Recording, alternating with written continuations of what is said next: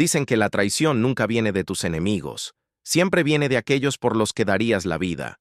Imagina estar atrapado en tu propio cuerpo, escuchar, sentir, oler, pero no poder mover ni un solo dedo. Ser un prisionero de carne y hueso, consciente de todo, pero incapaz de reaccionar. Ahora, imagina que la persona que juró amarte en la salud y en la enfermedad, aprovecha esa inmovilidad no para cuidarte, sino para destruir todo lo que construiste frente a tus propios ojos.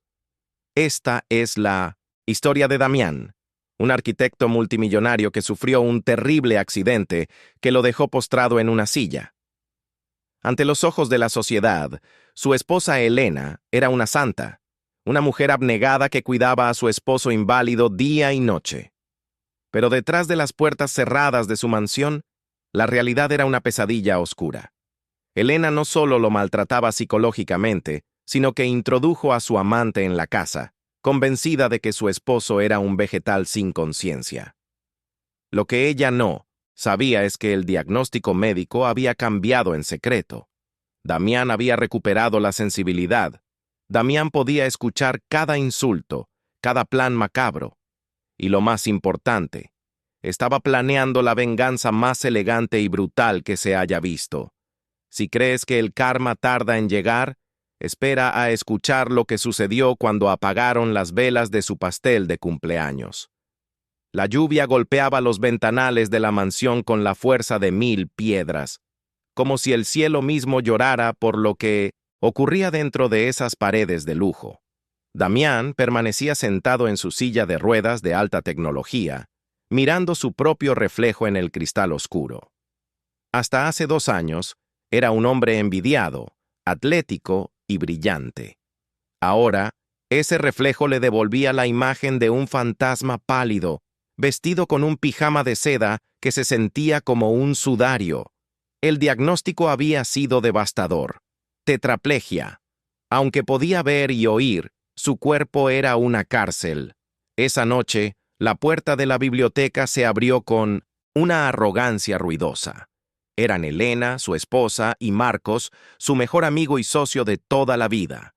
Entraron sin ningún respeto, bebiendo y riendo, sin importarles la presencia del dueño de la casa. Elena se burlaba cruelmente de su esposo, señalándolo como si fuera un mueble viejo o un estorbo en la decoración. Marcos, con el descaro de quien se siente intocable, se acercaba a Damián para darle palmadas humillantes en la mejilla, comentando con ironía lo cómodo que se veía, mientras se jactaba de haber cenado en el restaurante favorito de Damián y de disfrutar de la vida que él había construido. Damián tenía que soportar el olor a whisky y traición en el aliento de su supuesto amigo, manteniendo su mirada fija e inexpresiva para no delatar la furia que le quemaba por dentro. La crueldad de Elena no tenía límites. Delante de Damián, le explicaba a su amante que había despedido a la enfermera anterior simplemente por mostrarle compasión y leerle un libro. Para ella, Damián ya no era un ser humano, sino un objeto costoso que respiraba. Anunció con frialdad que al día siguiente llegaría una nueva cuidadora, alguien barato que no hiciera preguntas. La conversación entre los amantes se tornó aún más oscura cuando empezaron a discutir sobre los documentos legales. Planeaban declarar a Damián mentalmente incapacitado durante su próxima fiesta de cumpleaños para apoderarse de la fortuna. Y lo peor no era el robo del dinero. Damián escuchó, con el corazón helado, cómo su esposa insinuaba que una vez obtenidos los papeles, un accidente fatal podría ocurrirle para que ellos pudieran disfrutar de la riqueza sin estorbos. Esa noche, solo en la oscuridad, Damián hizo un juramento interno. No moriría en esa silla. Se levantaría, aunque le costara la vida. Para entender ese odio, es necesario recordar el pasado. 2 años atrás, Damián conducía feliz bajo la lluvia para celebrar su aniversario, llevando un regalo para Elena. Fue una llamada de Marcos, intentando retrasar su llegada a casa, lo que lo distrajo. El accidente fue brutal. El coche giró y cayó por un barranco. Mientras los bomberos luchaban por sacarlo de los hierros retorcidos, su esposa y su mejor amigo ya estaban juntos, traicionándolo en su propia cama. Al día siguiente de aquella conversación nocturna, llegó Lucía. A diferencia de las anteriores empleadas, Lucía era una joven humilde con una mirada llena de humanidad. Elena la recibió con desprecio, dándole instrucciones de tratar a Damián como a un objeto sucio, y se marchó rápidamente. Pero Lucía no obedeció. Al quedarse a solas con él, lo limpió con delicadeza, le dio agua con paciencia y le habló mirándolo a los ojos, reconociendo a la persona atrapada dentro de ese cuerpo inmóvil. Lucía comenzó una rutina de fisioterapia dedicada, explicándole cada movimiento. Pasaron las semanas y ella se convirtió en su sombra y protectora. Un martes por la tarde, mientras ella masajeaba con fuerza los pies de Damián, ocurrió el milagro. Él sintió una descarga eléctrica, un dolor agudo que significaba vida. Su dedo se movió. No fue un espasmo, fue voluntad. Lucía, al darse cuenta, cerró la puerta y le pidió una confirmación en secreto. Cuando Damián repitió el movimiento, ambos sellaron un pacto silencioso. Recuperarían su vida, pero nadie, absolutamente nadie, podía saberlo. La mansión Montemayor se transformó en un escenario de doble vida. Durante el día, Damián seguía interpretando el papel del inválido ausente, soportando las burlas diarias y la indiferencia. Pero cuando la casa quedaba en silencio y las sombras caían, la habitación se convertía en un gimnasio clandestino. Lucía, actuando más como una entrenadora que como una enfermera, ayudaba a Damián a luchar contra la atrofia muscular. Eran sesiones de dolor puro. Sin poder usar equipos ruidosos, trabajaban con resistencia corporal. Damián sudaba y lloraba en silencio, usando el odio hacia sus traidores como combustible para empujar cuando sus músculos fallaban. Hubo noches en las que parecía imposible, pero meses después, logró levantar su propio peso apoyándose en los brazos de la silla durante 3 segundos. Eran pequeños triunfos que significaban el mundo. Pero Damián no solo entrenaba su cuerpo, también afilaba su mente y sus sentidos. Lucía se había convertido en sus ojos y oídos en toda la mansión. Aprovechando la ignorancia tecnológica de Elena, la enfermera instaló micrófonos y cámaras ocultas en lugares estratégicos. Damián pasaba horas revisando las grabaciones en una vieja tableta escondida. Lo que descubrió confirmó sus peores temores y aumentó su sed de justicia.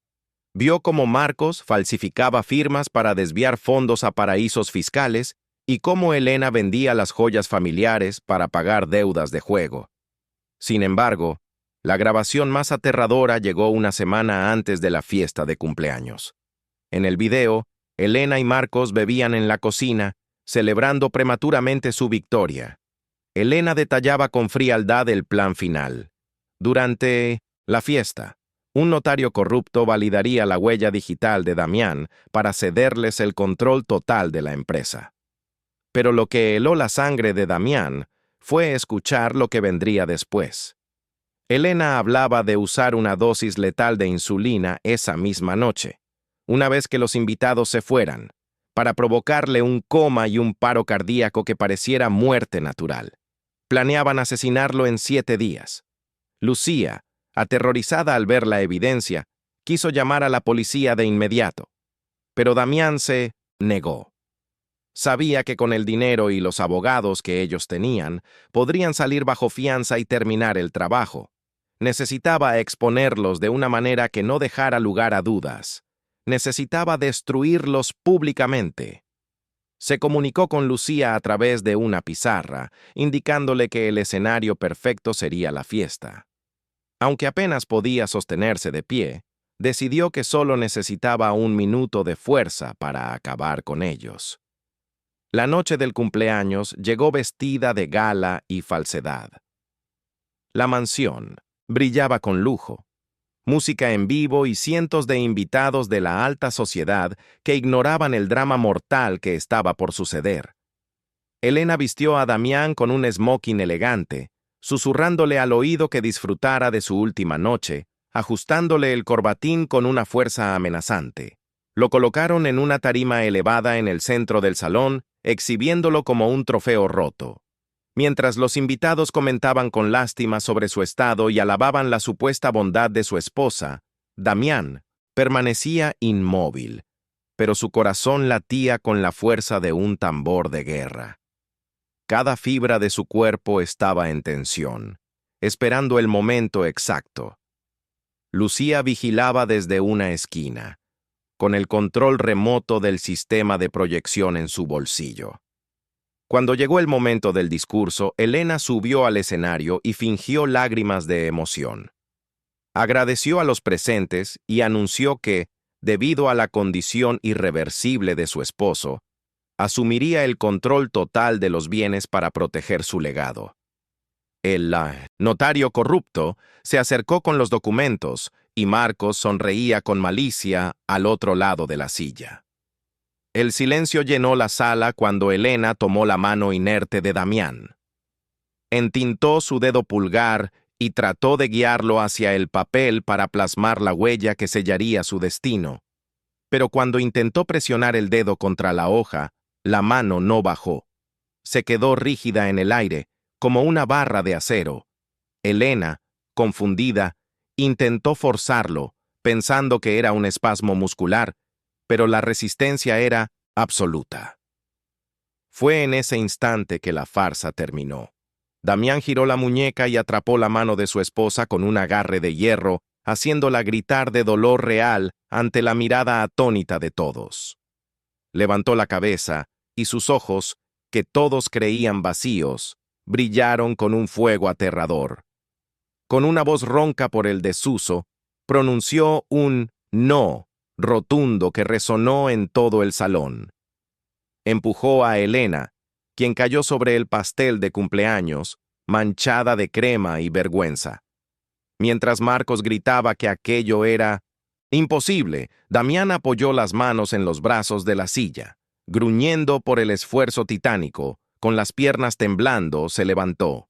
El hombre que todos creían un vegetal se puso de pie, alto e imponente, desafiando a la lógica y a sus verdugos.